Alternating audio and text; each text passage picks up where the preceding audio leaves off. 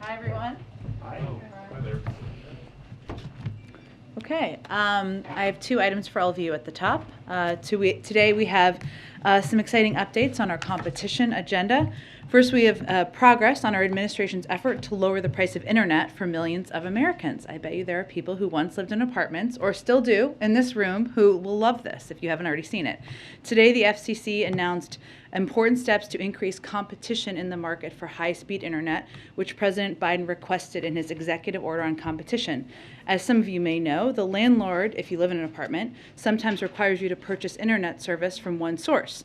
And today, the FCC voted on a bipartisan, unanimous basis to crack down on exclusivity agreements between landlords and internet providers, known as sweetheart deals, which lock tenants in apartments and office buildings into just one option for internet. That might be good for the landlord and for the internet service provider, but bad for tenants, bad for the American people, bad for people living in apartment buildings who may have to pay more and accept lower quality service.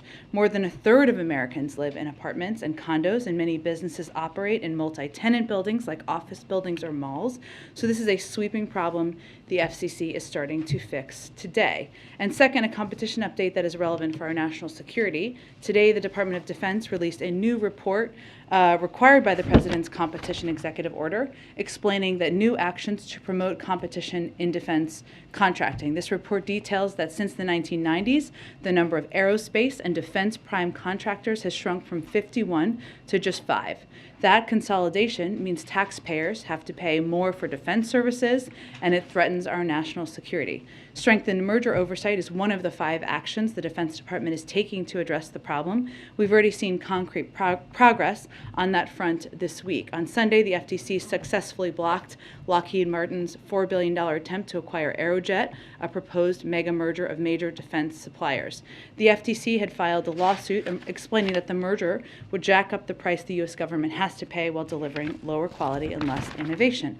Also wanted to note, last item from me at the top, is we're thrilled the Senate did its job today and confirmed the renowned clinical trialist Dr. Robert Califf once again to the job of FDA Commissioner, and once again on a bipartisan basis. He brings to this critical post a lifetime of knowledge and the institutional experience that will ensure he hits the ground running and is guided by the science on critical missions facing the FDA, from continuing to lead the fight against COVID-19 to combating the opioid crisis to ensuring the safety of our nation's food supply. Josh, why don't you kick us off? Thanks, Jen. 2 things on Ukraine. Yes. First, markets have obviously already been reacting to that situation. Gasoline prices are up 20 cents a gallon over the last 30 days on average. Is the president saying that if people are paying more at the pump, that is essentially a direct result of Vladimir Putin's actions, and he is to blame for the current burst we've seen in higher prices? Well, the president wasn't making a market assessment or how the market moves. What he was conveying very, very clearly to the American public is that if Russia were to invade and we were to put in place crippling sanctions, that would have consequences or an impact here at home. So I know that wasn't exactly how you were asking the question, but that was what he was conveying in his answer.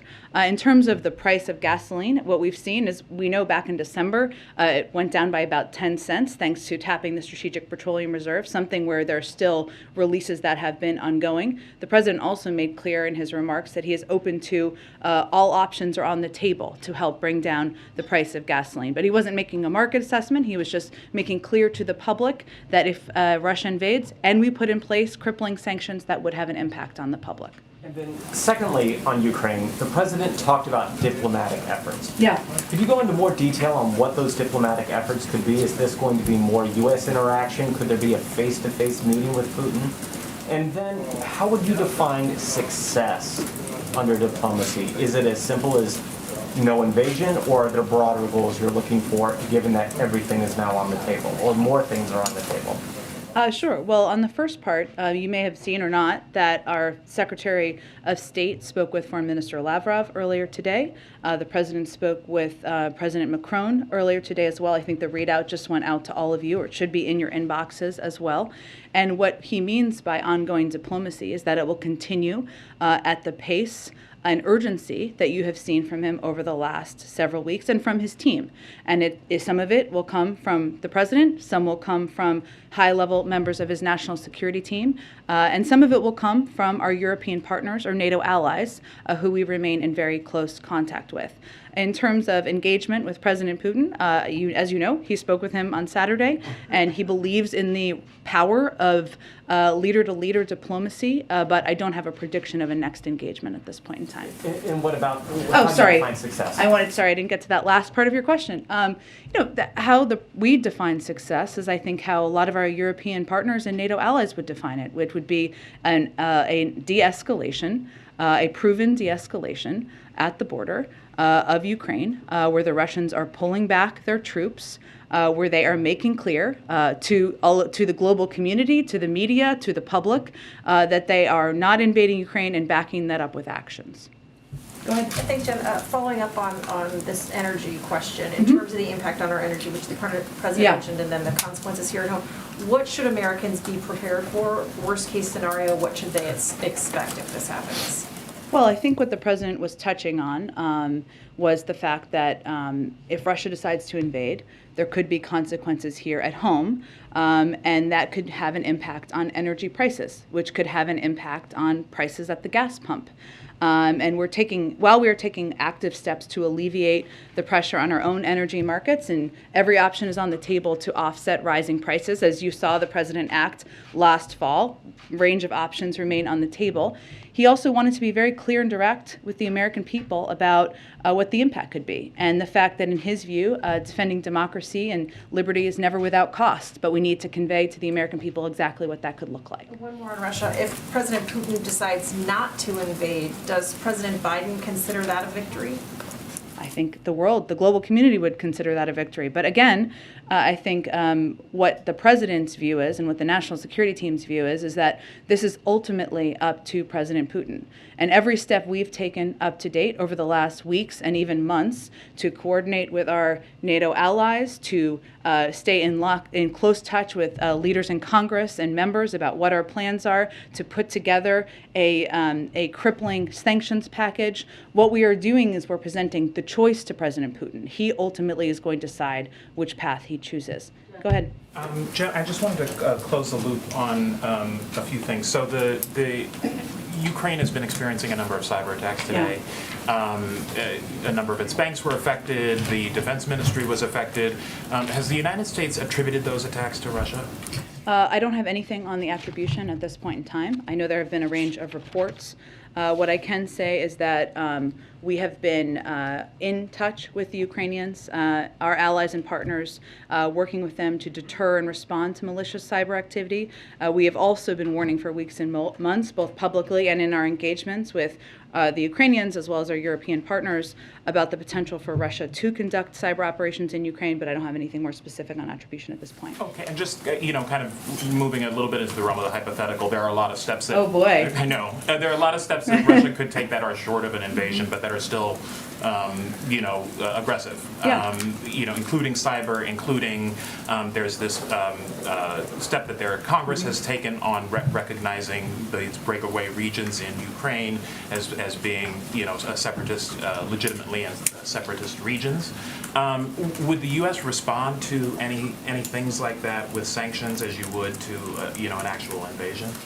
We have conveyed before, and I'll reiterate now, that we would be prepared to respond with a range of malicious activities or actions that the Russians were to take. Okay, and then one more thing. I know that you've said that there's very little daylight with you and European allies on this issue. The German Chancellor said today that Ukraine joining NATO is simply not on the table. It's not on an agenda item right now. Is that how you would characterize it from the White House? Well, I think as you've heard the president convey, and you just heard him convey in his remarks, our view from the United States is that nations have the right to sovereignty, to territorial integrity, freedom to set their own course and choose who they associate with. So we, the United States, we're never going to pressure Ukraine or any country to join or not join a global alliance. That is up to them and up to the other members of NATO. Go ahead. Thanks, Jen. Just, you say all options are on the table. Let's be more specific on the possibility of a gas tax holiday. Would the White House support doing that? I have nothing to predict for you at this point, but all options remain on the table. He said in his speech, if Russia attacks Americans in Ukraine, we will respond. Is there specific intelligence suggesting that some kind of targeted attack on Americans in Ukraine is possible? I don't think he was suggesting that. I think as we've conveyed, as we've warned and been very clear about the risks that would be posed to anyone who's in Ukraine, including American citizens, were Russia to invade, one of the biggest militaries in the world, that there would be serious risk to civilians. That's, I think, what he was conveying. And with the Ukrainian president slated to be out of his country this weekend to go to the Munich Security Conference, do you guys think that's a good idea for him to be gone right now? I don't think we have an assessment on that from here. Obviously, the Munich Security Conference is an opportunity for any leader to engage with, communicate with other leaders in the world, and obviously the vice president is going, as you know. He's got a busy day, obviously, with Ukraine, but has the president talked to any Supreme Court nominee? Have any interviews been scheduled? Will they I'm going happen to in person? disappoint you here, Ed, and just convey that I think we're not going to give day-to-day updates from here moving forward about whether or not he's done interviews. What I can confirm for you is we're still on track to for the president to make a decision and make an announcement before the end of the month, which is in 2 weeks. We file that under the guy. He will do some interviews in the next 2 weeks. That's what I can confirm for you. Go ahead, Jackie. Thanks, Jen. We've been told for a long time that some cyber attacks would likely precede an invasion. So if it turns out that Russia is behind what happened today, or is, I guess how I should phrase it is there work being done quickly to figure out if Russia is behind what happened today so that sanctions can be imposed before there is bloodshed? Or is the calculus still sort of centering on force on force or some, passing over the Sure. Well, we are constantly doing those assessments, and certainly as any cyber attack happens, that is certainly a process that happens behind the scenes and that our intelligence community and our national security community undertakes, as it would be in this case as well. I would note, though, as it relates to sanctions, one, there's a range of means that we could respond, both seen and unseen, so it's to a cyber attack or any other attack, and the president has the purview to do whatever he chooses in that regard. But our view remains that the crippling package of sanctions is an effective deterrent. So if you do that all in advance, what is to stop them from moving forward? Now, that may be a different of policy issue, different as of opinion, I should say, on policy issues with some in Congress, and that's okay, but that is our view from the administration. And then this may or may not be related at all, but is there any information on what caused the power outage on the North Lawn? I mean, every TV network lost power at the same time during It was a very inconvenient time, I will just note for all of you and for us. I don't have any assessment of that, no, or yes. And Go then ahead. does the White House view Ukraine giving up on NATO aspirations as a possible off-ramp? Understand that the president has said, the administration has said over and over that NATO members would not encourage or would not give up that ability for someone else to join. But they do have a long way to go. And now that there's all of this concern that if there was a member, if they did become members, it could potentially trigger Article 5. Is there any discussion among NATO allies about how significant it would be if Zelensky were to make that offer himself? Well, we have not raised that from the United States. And again, I would reiterate what I said a little bit earlier, which is that our position is that we are not going to pressure Ukraine or any country to join or not join an alliance, that it is nations have the right to sovereignty and territorial integrity, and that's a choice for them to make. Why is the administration encouraging Americans who are fleeing through Poland to bring proof of COVID-19 vaccination? As I understand it, Poland does not require that. So is there going to be a shift in messaging for Americans who are trying to get out through Poland? I would check with the State Department on that. I'm happy to follow up for you on your behalf as well. Go ahead, Kristen. Thank you so much, Jen. I want to circle back to the idea of what de-escalation would look like and how the administration would trust that it were actually real. Do you have a sense of how many troops you would need to actually see with your own eyes through satellite images or otherwise would need to withdraw in order for this administration to feel as though Putin were in fact de-escalating. Well, I think, Kristen, that is a decision that we would make in partnership with our NATO allies, right, and European countries. And you look at everything from satellite imagery, something that many of you have access to validation and verification of what they're saying they would do. So I'm not going to be in a position, nor would I expect the Defense Department would be, to give you a troop number. But I think it would be very clear if that were a step they were taking. And I think there have been a lot of mixed messages publicly coming out today. Among them, the NATO Secretary General said that there is cause for cautious optimism when it comes to some of these talks that are happening behind the scenes. Does the administration, does the president share that cautious optimism? Because we heard from the president very firm language. Well, the president also conveyed it would be positive if it was verified that they pull back their troops. And certainly the openness to diplomacy is something that everybody should support, and I think our NATO allies would support as well. At the same time, we've seen this playbook before, and especially given the history of President Putin and the Russians, their history of false flag operations, of misinformation, we need to verify. So, and I guess that's my question. Does the administration share the NATO Secretary General's cautious optimism?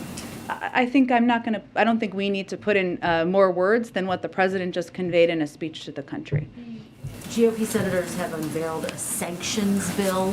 Have you assessed whether or not this is something the administration wants to see some movement on? Is this something that you would potentially support, given that the bipartisan talks stalled?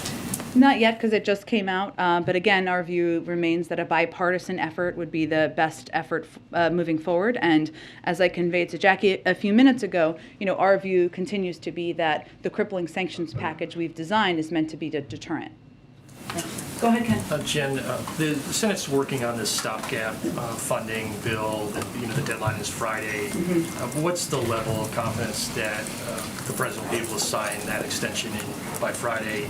And separately, has the administration been talking to the two Republican senators who raised concerns, Senator Lee and Blackburn? We are engaged with a range of Democrats and Republicans, and certainly we are hopeful that we will be able to sign this. I would note, though, that I believe, and correct me if I'm wrong here, that one of Senator Blackburn's primary concerns is about a relation to the funding of crack pipes. Is this correct? Which is not an issue. So this is an issue. That what is happening here is that's potential to hold up funding the government and important programs around an issue that is not an issue, because we've been very clear that we are not providing funding for crack pipes. And then the Senate Banking Committee had planned to vote on your Fed nominees today. Yeah. There was a holdup there. Republicans have objected to Sarah Bloom Raskin's nomination. What does the administration think of this delay? And is the administration going to provide any additional details to Senator Toomey, some of the issues that he's raised?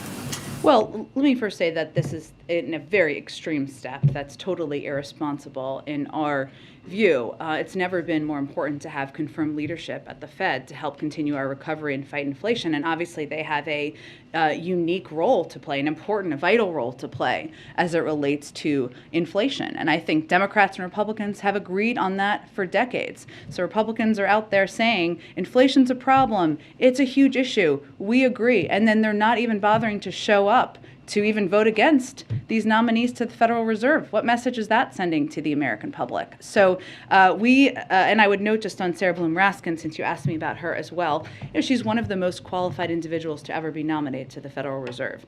She's made the strongest ethics commitments in the history of the Fed, even as she's made extensive disclosures to the Banking Committee as a natural part of the process. Senator Toomey has continued to promote false allegations that have already been shot down by ethics experts, the Kansas City Fed, the founder of the Reserve Trust, and Sarah Bloom Raskin herself. So we're going to continue to work with Chairman Brown on a path forward and look forward to the Banking Committee eventually holding a vote to confirm these 5 nominees. Go ahead. Is there any entertaining of other options if it stalls in committee? There appears to be some question about whether the Senate as a whole can advance these nominations. Is that something you're exploring, or is that something that you don't think you have the power to do? You mean in terms of different legislative processes or different? Speculation that the full Senate could sort of skip the committee vote if it stalls out and bring them forward. Sure. I don't. Do you believe that the Senate has that power, or does it have to go through committee? Our focus right now is on working with Chairman Brown on moving these nominees through the committee.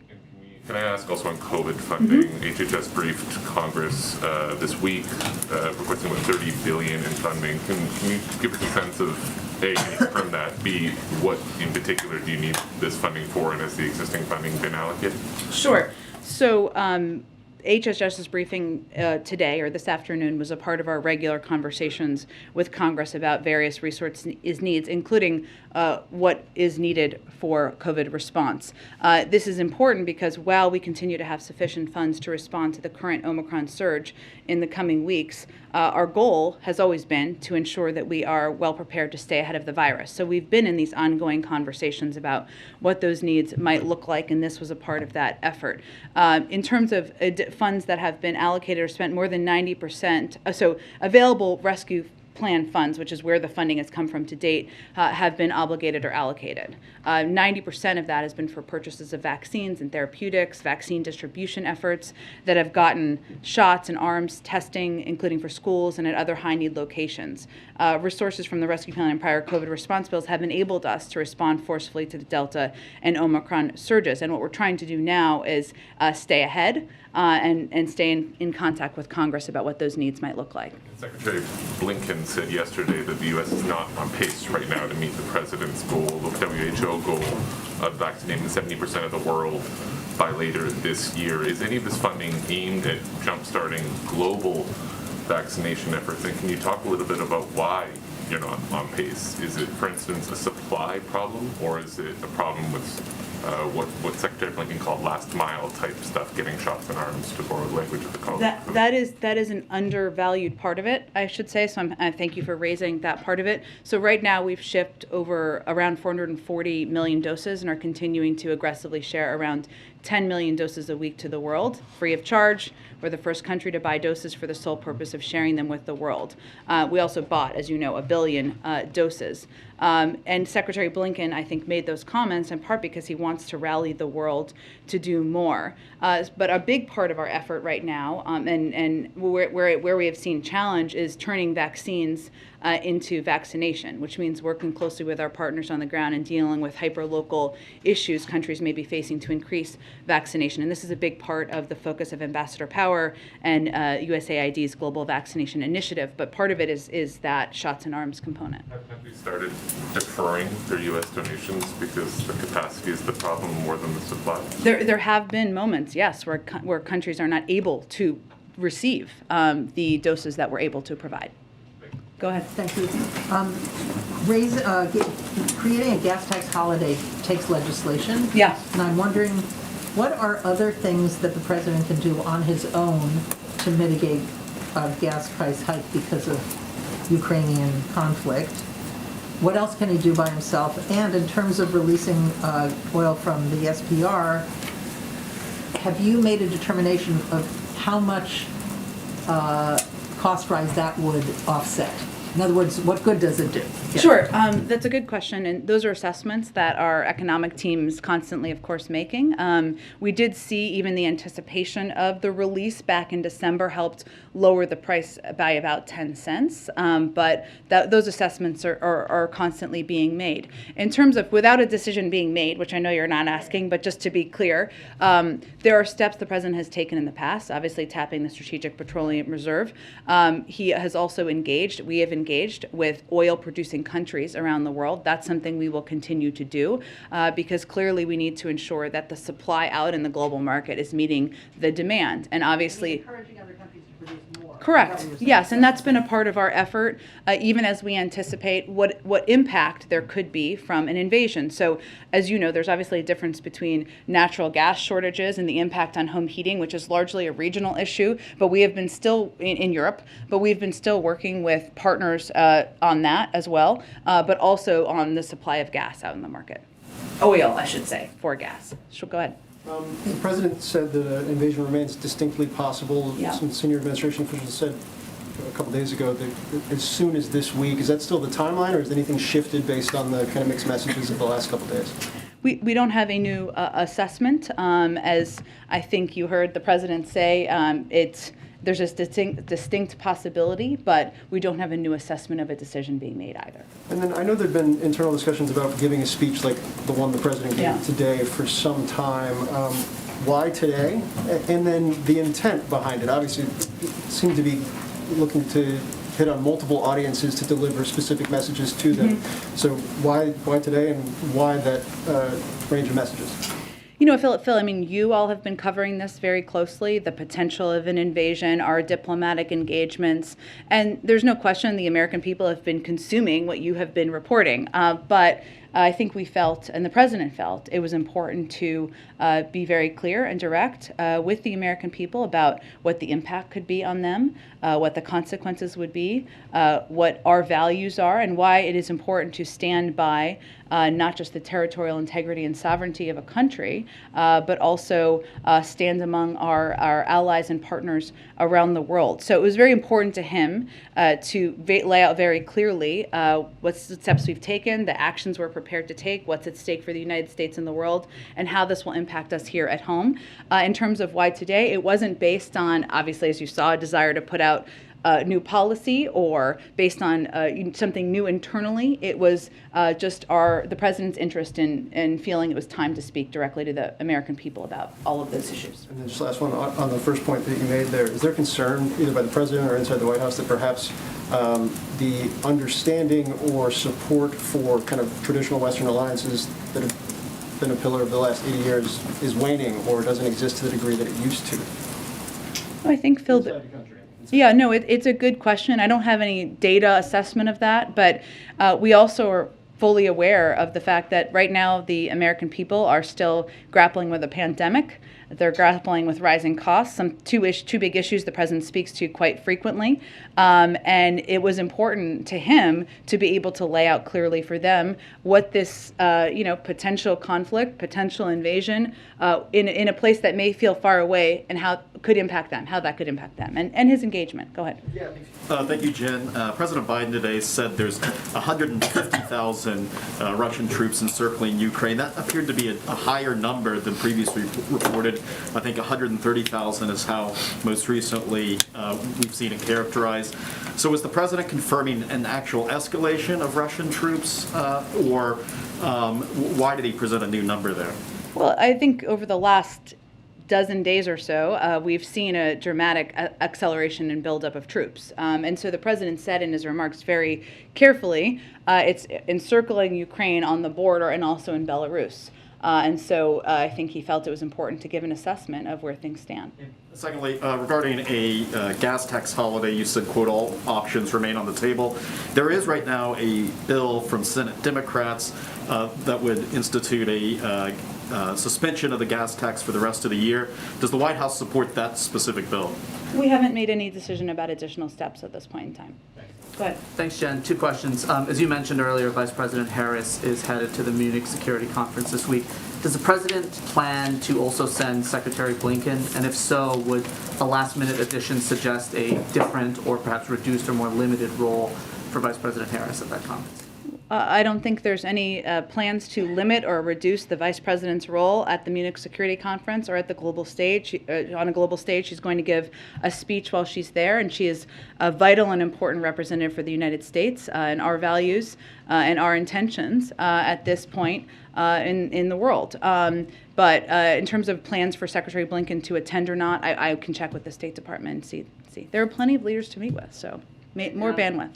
On a different note, the president continues to talk about his Build Back Better plan. He did so today, did a couple of events last week. What is the White House expectation at this point about the future of that plan? Is there any evidence of any sort of forward movement, forward progress, even on a pared back version of that? There doesn't seem to be a lot of optimism or action right now on Capitol Hill, but can you talk about what the White House expectation is for that and why the president continues to bring this up? Well, the president continues to bring it up because as we talk about the impact of inflation, which most people experience in their daily lives as rising costs, one of the ways that we can address that is by passing legislation that will help lower costs for Americans, whether it's child care, or health care or the cost of prescription drugs. And we can do that and fully pay for it by making the tax system more fair. So what is encouraging to the president is that there is broad support for lowering costs for the American people in all of those categories and for making the tax system more fair. And we are continuing to work in lockstep and in partnership with a range of senators, and they're having their own discussions about moving these efforts forward. Go ahead. Thank you very much, Jen.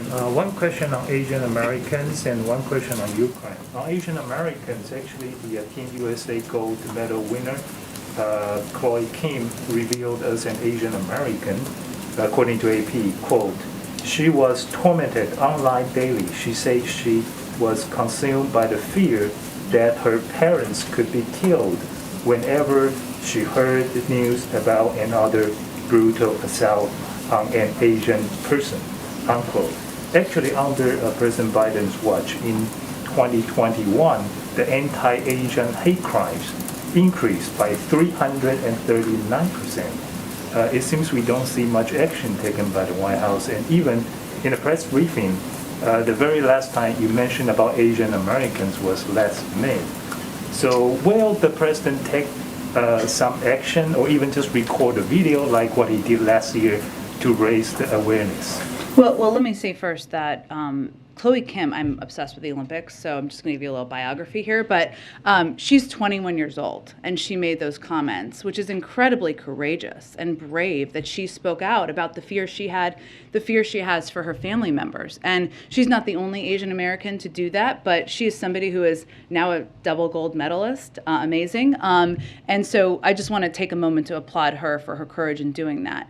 I will say that the president has put in place a task force. He has hired a senior level staffer to be a representative and be someone who can speak to these threats and these concerns and these fears felt by the Asian American community, because there's a number of steps we need to take and continue to take to address. And we've seen this rise, unfortunately, because of hate-filled rhetoric and language around the origins of the pandemic. And that is something that Asian Americans across the country have been feeling. So I can just reiterate for you that the president is absolutely committed to continuing to speak out, to crack down, to take steps, and again would thank Chloe Kim for her courage. Go ahead, Anna. I just have to keep going because we got to... On Ukraine, Jen, President Biden said that we should give diplomacy every chance to succeed. Secretary Blinken, after his call with Foreign Minister Lavrov, said that a window remains open to resolve this peacefully. On the timeline, how long does the president think that window should stay open if there's no invasion but also no pullback of Russian troops? Well, what's the alternative if we don't leave the window to diplomacy open? Right? I mean, you know, our objective, obviously, as you heard the president say today, there is no threat the United States is posing to Russia, to the Russian people. There's no threat that Ukraine is posing to Russia. What we're working to do here is leave a forum for de-escalation and prevent a war. And so to us, the door to diplomacy should always be open, and we should always look for opportunities to de-escalate.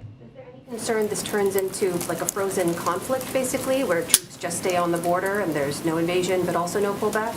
Well, again, there's going to have to be a continued dialogue and discussion, but Russia not invading Ukraine and not risking and impacting the lives of many, many people in that country, including potentially American citizens, would certainly be a step we would welcome.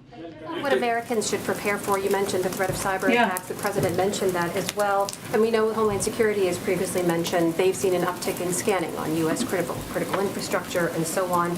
Should Americans be prepared for a potential Russian cyber attack on critical U.S. infrastructure or other networks? Well, I would say even before we've been discussing the buildup of troops at the border, and even before we've been discussing the bellicose rhetoric, we have seen an uptick in cyber activity by malicious actors around the world, either those living in countries or the countries themselves. And so that is something, I don't have any new threat or new warning to pose today, but that is something we have certainly been amping and increasing our focus on as a threat that's emerging, but has been the case for the last several years. Can you take a question on Africa? Yeah, 1 second, go ahead, and then I'll go to you. Jen, just this hour, lawmakers put out a bipartisan statement warning President Putin. I know you've said from from the podium that the White House doesn't need Congress to pass a sanctions package to implement your own sanctions package, but wouldn't it have sent a stronger message if there had been an agreement reached? What message do you think it sends to Putin that all we got out of Congress was a statement?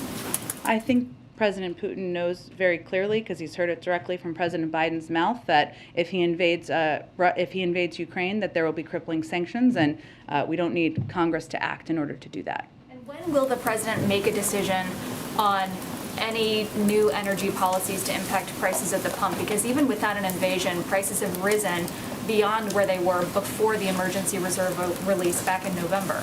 You're right, and the president is very focused on making sure we're doing everything we can to lower the cost for Americans in any way it hits them, whether it's prices at the pump or when you go buy a pound of meat or wherever it may be. So we're continuing to assess, and he's continuing to look at options. I don't have a prediction of any decision, though.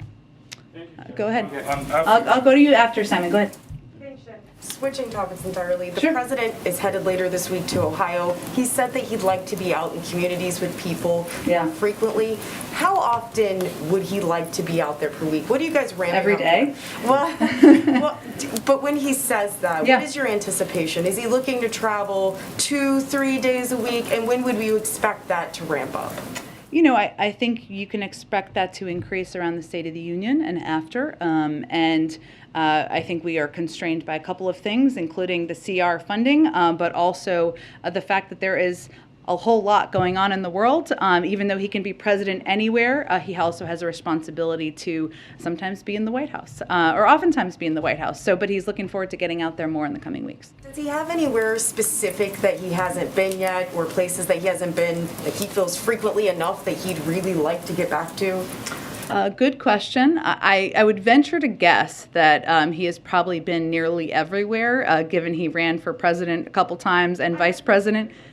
As president, I don't have any prediction of states or readout of states that he's looking forward to going to, but I'm sure he is looking forward to traveling around the country, blue states, red states, across the gamut. Go ahead. Africa, you said Okay, Simon, I'll go to you. Go ahead, Simon. Okay, thank you. It's been 3 months, so if you can allow me to ask 2 questions. The president spoke with Prime Minister Abiy Ahmed of Ethiopia on January 10th. It's been almost a month now, more than a month since that call took place. And the WHO yesterday released a statement saying that they still don't have access to the Tigray region for humanitarian access because the government is not allowing them to have fuel. So is the president still interested in anything else apart from Ukraine? Of course he is. The president has to be a global leader in the world, and he is responsible for not just what's happening around the world, but also what's happening domestically. Let me give you an update or a comment from here. We're hopeful that recent steps taken by the government of Ethiopia and other actors might open a path to resolving the conflict. Over the last month, the Prime Minister has taken steps to promote dialogue, release political prisoners, and enable expanded delivery of medical supplies in the Tigray region. We continue to have serious concerns about the humanitarian situation in Ethiopia, and we are focused on working with our parties, with all parties, to end the source of the suffering, the military conflict. Go ahead, Karen. President Zelensky tomorrow is calling for a day of unity, a national holiday tomorrow in Ukraine. His message for the last couple of days, if not longer, has been "Don't panic" to Ukrainians. Does the administration have concerns that Zelensky and Ukrainian leaders have not adequately prepared the Ukrainian people for a Russian invasion? Well, I'm not going to speak to that. What I can speak to is what we feel our role and responsibility is, which is to provide a range of information about what we see at the border, what we see Russia preparing, and our assessment of what impact that could be. Every leader makes their own decisions. And do you have an update on the humanitarian assistance that the U.S. is talking with European allies, should that happen and the Ukrainian people need that? Sure. I know Secretary Blinken made an announcement, I believe it was yesterday, about additional assistance. Let me just see if I have any more details on it in here, and if not, I will get that to you shortly after the briefing. Karen, let me just see. Let's see here. Let me get you, I can get you, let's see, so we did offer, we just announced, a sovereign loan guarantee to Ukraine of up to $1 billion to bolster Ukraine's economy amidst pressure resulting from Russia's military buildup. This builds on the $3 billion in sovereign loan guarantees we issued to Ukraine between 2014 and 2016. We've also committed more security assistance to Ukraine in the last year than at any point in history, $650 million. And we also announced we're launching a new partnership fund for a resilient Ukraine with our European, with our allies and partners to continue to expand on that. The last thing is the Export-Import Bank has made available $3 billion in support for projects in Ukraine, and the Development Finance Corporation has a current investment portfolio in Ukraine of approximately $800 million across more than a dozen projects. So we've obviously provided a range of assistance, which we will continue to build on. Go ahead. Jen, will Vice President Harris be meeting with President Zelensky when she's in Munich? I don't have anything on her planned meetings at this point in time. I expect we'll have more as we get a little bit closer, and I expect they'll do a preview call from her team as well. And then an Olympics question. Yeah. Does the administration have any reaction to the IOC's decision to allow Russian figure skater, and I'll butcher her name, Kamila Valieva, to continue competing in the Olympics after her doping scandal? Well, I would point you to the statement made by the U.S. Olympic and Paralympic Committee, who opposed the decision made in Beijing, saying it, quote, appears to be another chapter in the systemic and pervasive disregard for clean sport by Russia. But these were independent decisions made by the U.S. Anti-Doping Agency and Court of Arbitration for Sport. We don't have any additional comment from here. I would point you again to the U.S. Olympic Committee.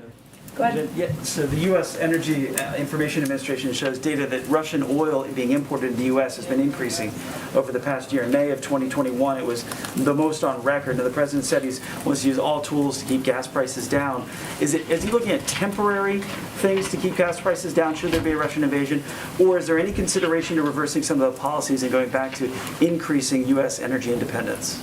I don't have anything to detail for you, in terms of what he is considering, but our overarching objective is to decrease the impact on American consumers and increase the impact on Russian leaders. Well, you talked about the boycott on the Republicans of the Fed nominees. Does the White House support allowing 4 of the 5 nominees to go through and then dealing with Sarah Bloom Raskin later? Again, we are working with Chairman Brown to move all 5 nominees forward. Go ahead, right there. Go ahead, yeah. Thanks, Jen. Do you have any update on maybe steps the White House is taking in the event that the trucker protesting in Canada heads to the U.S. and also especially to D.C. around the time of the State of the Union?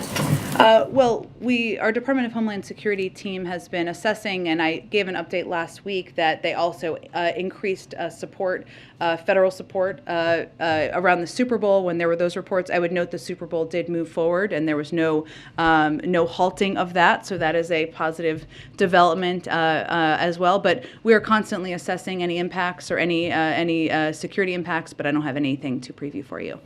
Go ahead. Thanks, Jen. I wanted to ask, back to the Supreme Court, the President received a report with recommendations on how to reform the Supreme Court late last year. Has he at all reviewed the report yet and taken a position on it?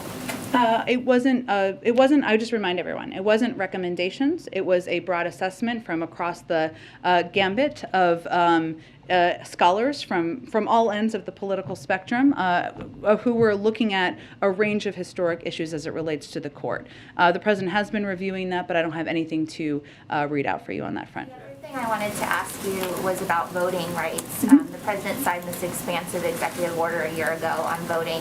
I believe Susan Rice put out an update on it in September or October. Could you provide an update on what agencies are doing? We're going to start beginning seeing elections as soon as next month. I believe that's in Texas, but other states are going to start to have them. Yes, I do have a lot on this, not in front of me. So in terms of what agencies are working on or what they've been working on and what they've basically been doing, so you have more detail in this than maybe others do, but all of the agencies were tasked with putting together their own plans to expand voting access, and they've been working on those plans. They're all at different points in the review process and how it will be implemented. But if you look at past examples where I think it was back in the 90s, where if you went to the DMV to renew your driver's license, they would offer you the opportunity to register to vote, stuff like that. But let me see if we can get you something and anyone else who's interested after the briefing. Okay, we'll do one more and then we'll wrap it up. Go ahead. Thank you so much. One on China, one on Afghanistan. First of all, China China's foreign ministry has been really critical of U.S. rhetoric on the Russia-Ukraine crisis, calling it hyping up the possibility of warfare, saying the U.S. is clamoring for bloc confrontation. What does the White House make of this rhetoric? Are you going to take any action against it, either through talk or other means? And what do you make of this closeness between Moscow and Beijing?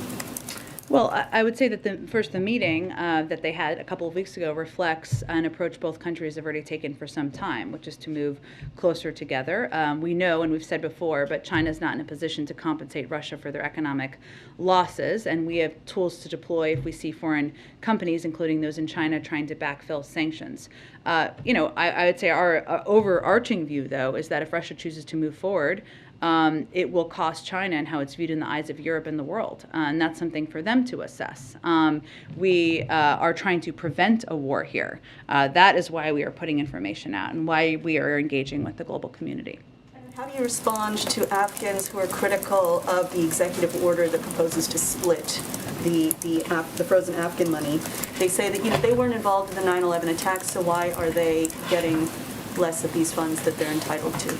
Well, I would say that first, let me start with the fact that this is one step in the process. No funds can be transferred until the courts make a ruling. What the president was trying to do was enable certain U.S.-based assets belonging to Afghanistan's central bank to be used to benefit the Afghan people. Otherwise, it would have been held, right? And that money wouldn't have been going. And so that's why we saw it, and he took a proactive step to facilitate access to $3.5 billion of those assets for the benefit of the Afghan people and Afghanistan's future. More than, as you know, many U.S. victims of terrorism, including the relatives of victims who died in the September 11th terrorist attacks, have brought claims against the Taliban and are pursuing these assets in federal court. So more than $5.5 billion in assets are going to remain in the United States and are subject to the ongoing litigation. But what I think it's important for people to know and understand is he took this proactive step to sign the executive order in an effort to try to provide some of this funding to the Afghan people. When will that happen? The courts have to rule in order for it to happen. $3.5 billion. Right. The courts have to rule in order for any of the funding to move forward, I believe is my understanding. How's that proactive then? He's making clear that he believes that half of the funding should go to the Afghan people for humanitarian purposes. Thanks, everyone. Thanks, Jen. Will President Biden meet in person with the Russian president? I think I answered that question a little bit earlier.